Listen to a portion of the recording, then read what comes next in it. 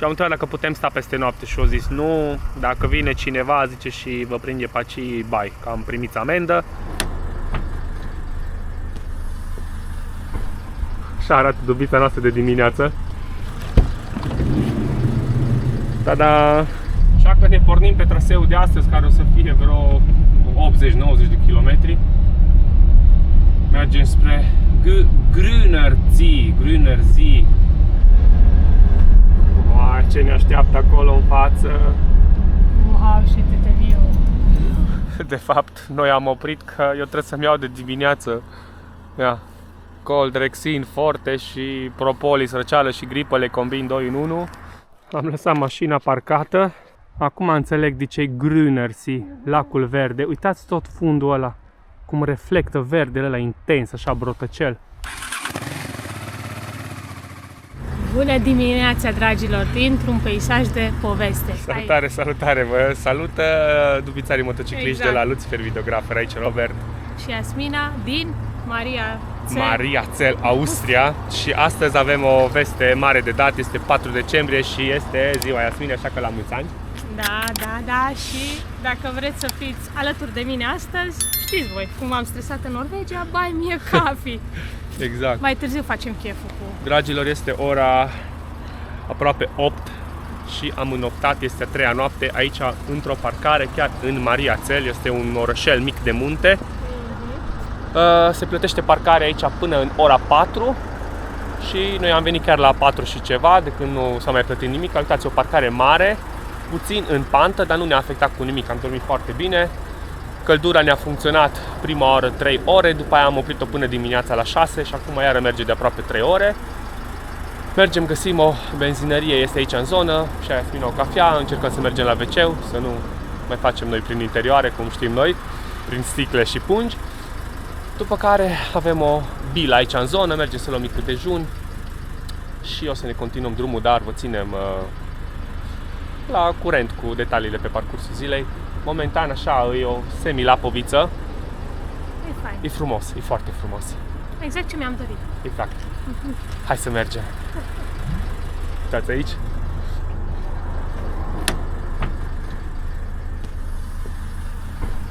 Așa arată dubita noastră de dimineață. Aici lucruri pe jos, haine, panou solar pe care nu-l folosim că este înorat, lucruri de bază, mulțumesc, chestii de camping. Ca să aranjez niște lucruri. Aici e patul nostru pe lat, care are 1,81 din perete până în perete. Astea sunt protecțiile și izolația de pe geam. Hai să intrăm repede și în lateral.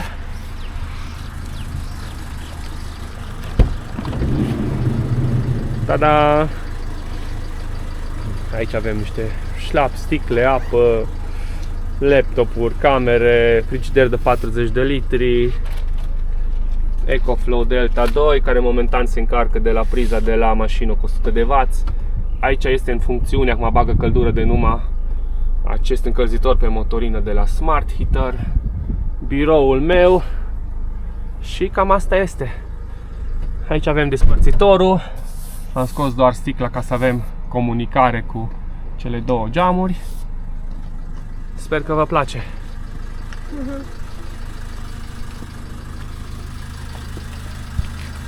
Și tare! Alai. Hai la drum. Hai da.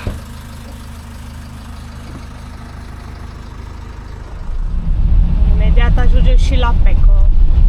Fă la vreo 800 de metri de noi. Să vedem unde putem parca aici și vedem ce... Uite, asta cred că sunt parcări aici. Cred că da, P1, nu știu. Asta cred că sunt parcări aici.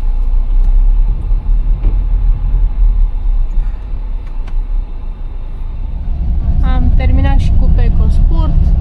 N-am găsit nici cafea. Nici cafea, nici toaletă, absolut nimic. Așa că ne pornim pe traseul de astăzi, care o să fie vreo 80-90 de kilometri. Mergem spre Grünerzee. Așa, lacul verde. Unde am mai fost noi cu Smartul. Doar că prima oprire am dat undeva la 50 de kilometri, undeva în zona de... Într-un oraș mai mare. Unde găsim Die, Media Markt, vrem să mergem să căutăm ceva mici ventilatoare. stație Peco din asta, o benzinărie. Dacă nu, ne descurcăm cum putem. Ce vreme faină! Deci afară 0 grade. Uitați ce frumos e Maria Țelul ăsta, așa. Uite parcarea noastră unde a dormit. Aici am dormit, fraților. Chiar interesant. Aseară am vrut să vizităm și Târgul de Crăciun de aici, din Mariațel, dar e deschis doar de joi până duminică și ieri a fost marți. Nu știu dacă era pustiu. Da. Uai, ce ne așteaptă acolo în față. Wow, și teteliu. Am urcat ceva și cred că acum coborâm în urcare. Avem atmosferă bună de iarnă, aproape minus 2 grade afară. Uite, minus 1,5, ora 9:30. A României acolo e ora. Da, 8:30 le e aici.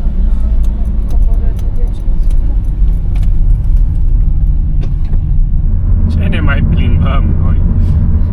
Vai, ce fain e. Impunător aici peisajul. Da.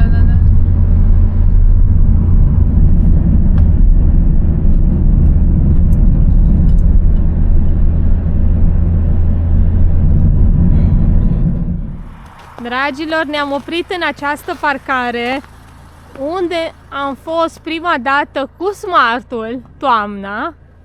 După aia am fost cu motorul, cred că anul ăsta. Și acum am ajuns cu Dubița. Ce fain e!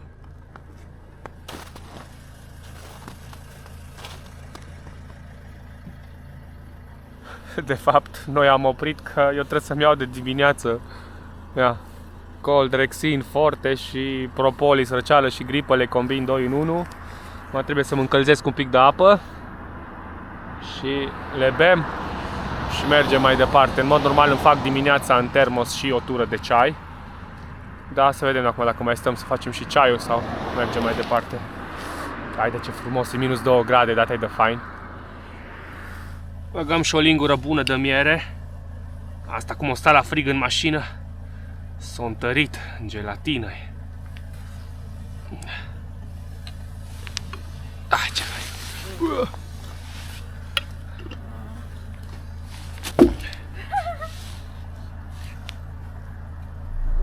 Da, după ce am urcat niște serpentine, cu a doua și cu a treia, am ajuns în vârf și ne scrie Gespert, adică închis, din 2:12 până în 4:12, de la ora 7 la ora 4 după masă. Maxim.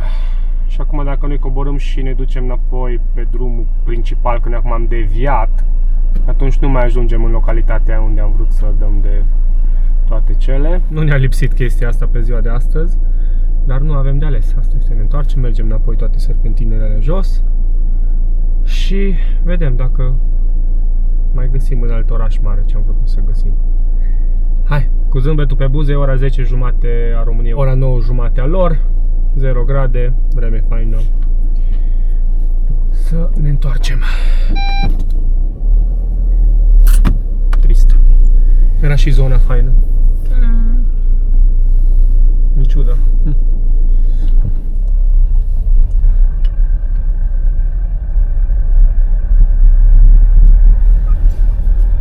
Măcar e faină zona. Avem o coborâre iară abruptă de numai. Uite, 4,3 km înapoi. Uite. Da, dragilor, am coborât de acolo și continuăm pe drumul normal, pe drumul 20. Uitați aici ce frumos e tot. În iarna nu prea am fost în zonele astea. Am fost toamna, am mai făcut Smart-ul, vara motorul. Interesant. Burger King-ul nu a mai fost în drum, dar am găsit un Mac. Și partea tare, Iasmina astăzi a făcut 32 de ani, dar ne-am jucat cu baloanele 23-32 și numărul de comandă e 23-32. Deci vezi că universul e de partea noastră. De fapt, suntem într-o parcare din asta mai mare, cu mai multe complexe, sau cum le zice, mai multe magazine. Și de că am fost la Mac, Iasmin a fost până la DM, eu m-am băgat în MediaMarkt, am căutat ceva ventilator mic pe USB, dar o zis să revin în vară. Revenim. Și acum avem aici un Hofer și mergem să mai luăm una alta. Păi continuăm drumul. Ne mai plimbăm azi un pic.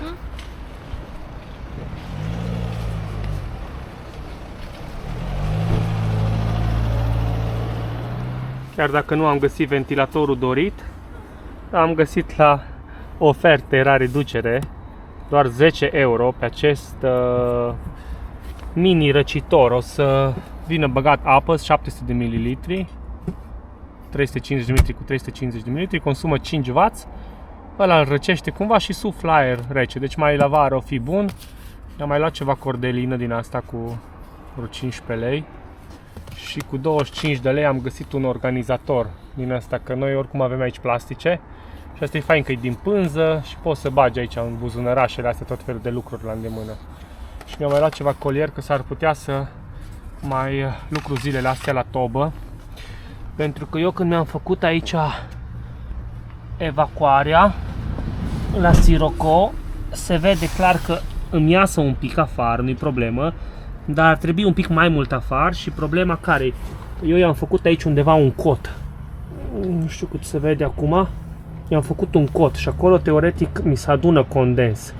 Și ar trebui cumva să-l desfac și să-l întind mai tare, ca să nu aibă acea buclă. Dar aia o să fac eu undeva când oprim, oricum deocamdată nu sunt probleme cu el. Are vreo, nu știu, 15 ore de funcționare deocamdată, așa pe reprize de câte 3 ore. Dar o să trebuiască să-l desfac și atunci am zis mai să cumpăr și colierele astea, că poate mă vor ajuta la un moment dat să mai prind pe acolo, să-l mai... Bun, hai să ne continuăm drumul. Am intrat de ceva timp pe valea asta, drumul 111, să mergem vreo 20 de kilometri. Și mâine o să ieșim tot pe acest drum, dar voiam să vă arăt cât e de frumos iară. Că nu e aglomerat. Uite, acum vedem două mașini așa din când în când. Foarte fain și cum șerpuiește drumul.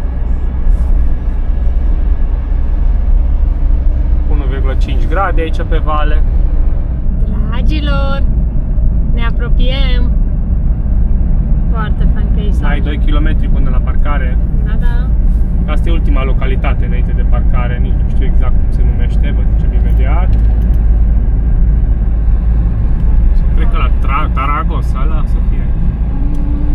Nu știu, era ceva cu O, ține-o minte. Dragos. Uite acolo jos, ăla, sub. Dragos. Vezi? Dragos, că e B-ul ăla lor, e ca la Grossglockner. Să fie ok și cu parcarea, sperăm. Foarte fain. Și nu-i frig, aici mă arată 4,5 grade. De acolo, încolo, pe vale o să fie lacul.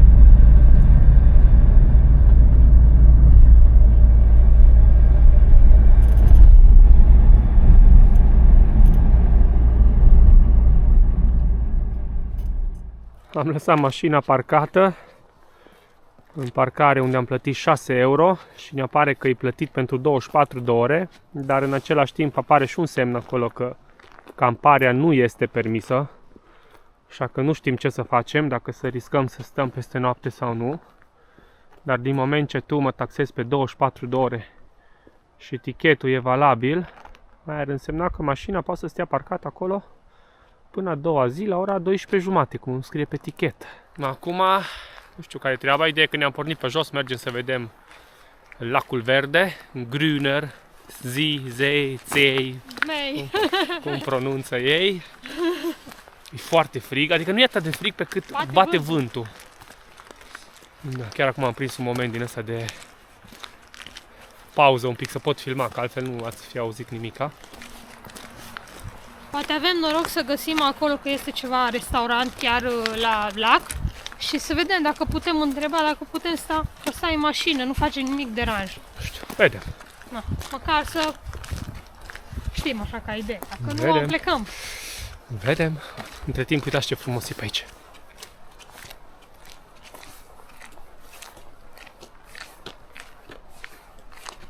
Aici avem o mică hartă și ne arată că asta e parcarea unde am lăsat noi mașina. Și acum noi am venit pe aici, pe unde e mov. Și acum suntem chiar aici în parcare. Asta e clădirea. Și de aici acum poți să faci turul lacului. Și data trecută am venit pe jos pe aici. Și am mers pe lângă lacul ăsta la alt, am intrat pe aici și am ieșit așa. Am să vedem dacă avem chef, poate facem un pic pe aici pe lângă lac, poate mergem pe aici înapoi. Și aici avem cele 4 anotimpuri: vară, primăvară, toamnă și iarnă. Ce fain arată lacul.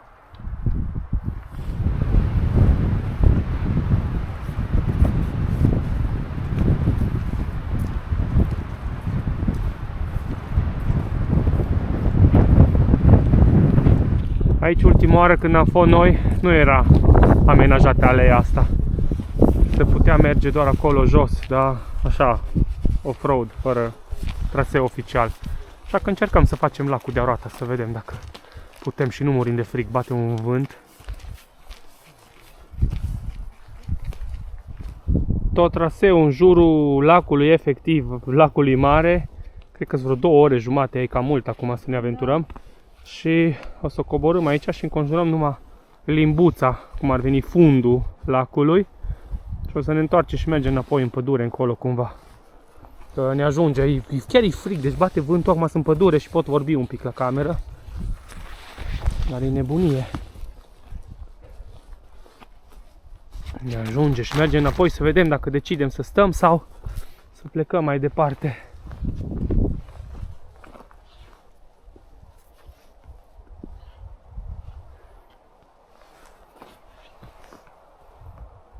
Acum înțeleg de ce e Grünersee, lacul verde. Uitați tot fundul ăla, cum reflectă verdele ăla intens, așa brotăcel. Cât de frumos. Acum tot dezbatem, nu știm ce să facem, să ne aventurăm, să facem tot lacul, să nu facem. E frumos, e foarte fain amenajat tot. Ar merita să ne plimbăm un pic.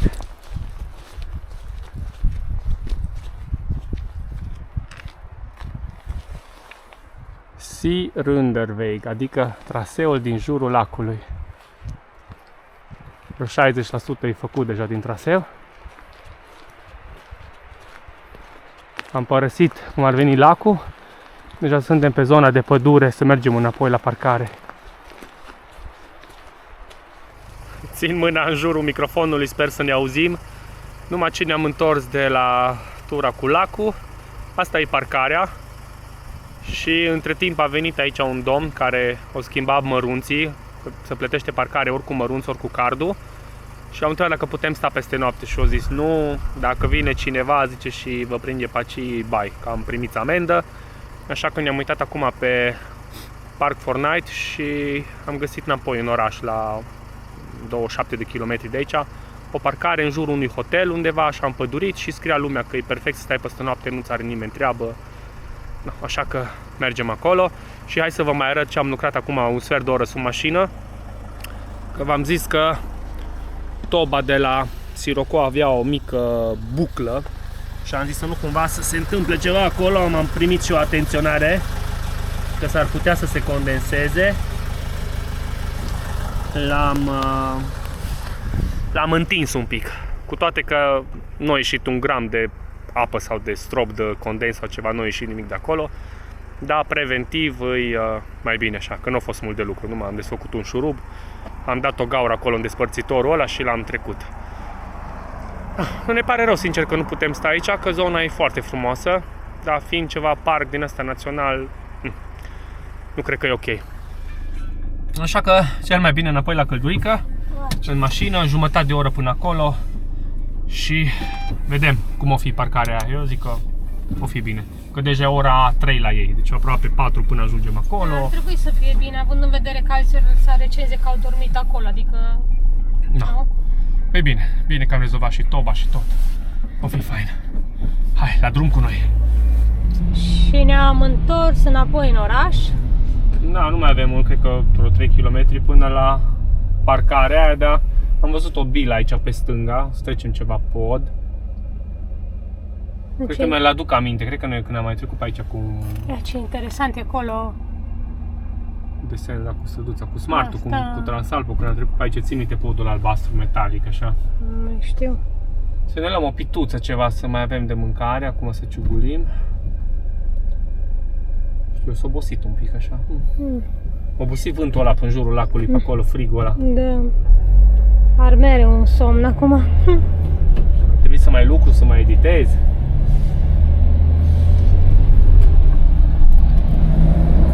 Și interesant e structura la podul ăsta.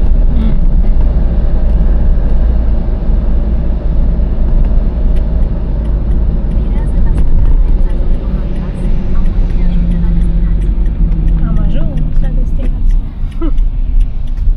E bine că se poate intra aici, nu trebuie să faci asens. Dacă tot am parcat, nu? Să facem și o mâncare faină, uite aici. Ai. Uite aici, mă, oameni buni.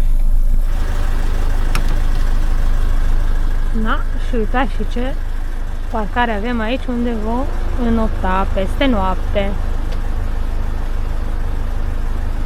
Și că de aici încep niște trasee pe jos. Interesant. Și aici este un hotel. Acolo sus. Bine o fi. Până Iasmina își face treaba acolo în spate, se aranjează, eu îmi iau cina. Foarte faină combinația. Ceva șuncă de Praga cu cheddar, pâine toast. Foarte bun. E scula aia de 700 de W consumul. Două porniri din alea, că prima oară se încălzește scula și după aia, încă o dată până face asta, cam 5%, 6% mi-a din puterea Power Station-ului, care are 1000 de W oră.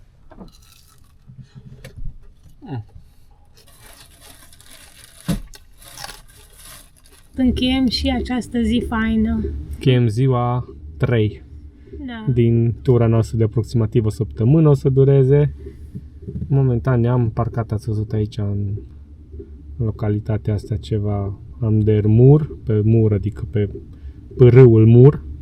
Suntem lângă ceva hotel, am mâncat, ne-am făcut treburile și eu mă pun să-mi copiez tot ce am fotografiat și filmat astăzi. E ora, cât e? Aproape 6 la ei aici, deci încă e de vreme. E ciudat că noi încă am rămas cu mentalitatea aia de Norvegia, când la ora 11, 12, 1 noapte aveai lumină. E foarte faină ideea, abia așteptăm să putem reveni în zonele alea. Și poți face multe chestii. E deprimant așa la ora 4, 5, 6 deja întuneric și n-ai ce să faci. Mă pun să mai editez un pic și încercăm să ne culcăm iară. Dar nici nu aș vrea să fiu acum în Norvegia, să fie ziua și mai scurtă decât e aici, deci... Da, acolo e 6 luni sau cât e lumină full, după aia 6 luni beznă. Exact. Bine, sperăm că v-a plăcut și ziua de astăzi, episodul ăsta. Dacă da, îmi dați un like, să vă abonați. Mulțumesc pentru cafele celor care ați donat. Mulțumim tuturor care ați contribuit cu o vizualizare, cu o distribuire, cu orice. Și ne vedem în ziua 4. Ciao! Ciao.